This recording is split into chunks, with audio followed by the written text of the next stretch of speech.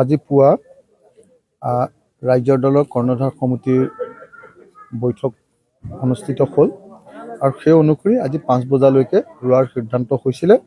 এতিয়া 5 বাজি গৈছে। খন্তেক সময়ৰ পাছত আমি সংবাদ মাধ্যমৰ জৰিয়তে আমাৰ স্থিতি যে কংগ্ৰেছ দলে আমাৰ লগত যিখিনি কৰিলে এই সম্পৰ্কৰ স্থিতি, মিত্ৰতা সম্পৰ্কীয় স্থিতি, ফাইনেল কথাখিনি আমি খন্তেক সময়ৰ পাছতে সংবাদ মাধ্যমৰ জৰিয়তে জানিবলৈ দিম।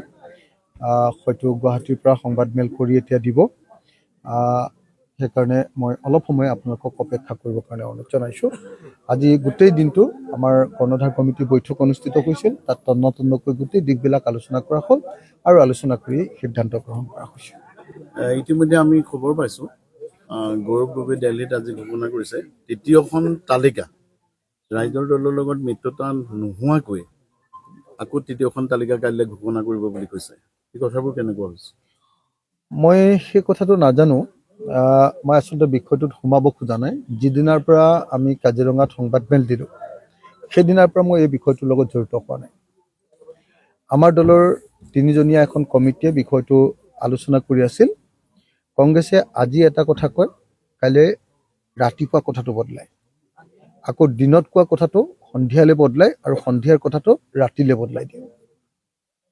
তেওঁলোকে এতিয়ালৈকে 6খন-7খনমান কমিটিয়ে বনালে আলোচনাৰ কাৰণে বেলেগ বেলেগ।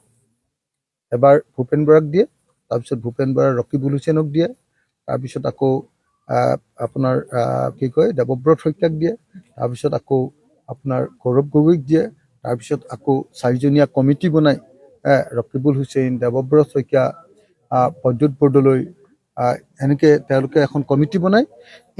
এনেকুৱা কমিটিৰ পিছত কমিটিৰ পিছত কমিটি, দিনৰ পাছত দিন তেওঁলোকে এনেকৈ গোটেই বস্তুটো ইমান দূৰলৈ লৈ আহিলে যে এতিয়া আমাৰ মানে জোৰ পুৰি হাত পালেহি। জোৰ পুৰি মানে হাত পালেহি মানে লাগিয়ে গ'ল আৰু ইলেকশ্যন আৰম্ভ হৈ গ'ল। গতিকে কংগ্ৰেছৰ এই সময়খিনিৰ যিটো আচৰণ আছিলে সেই আচৰণটো মিত্ৰতা পক্ষত নাছিল।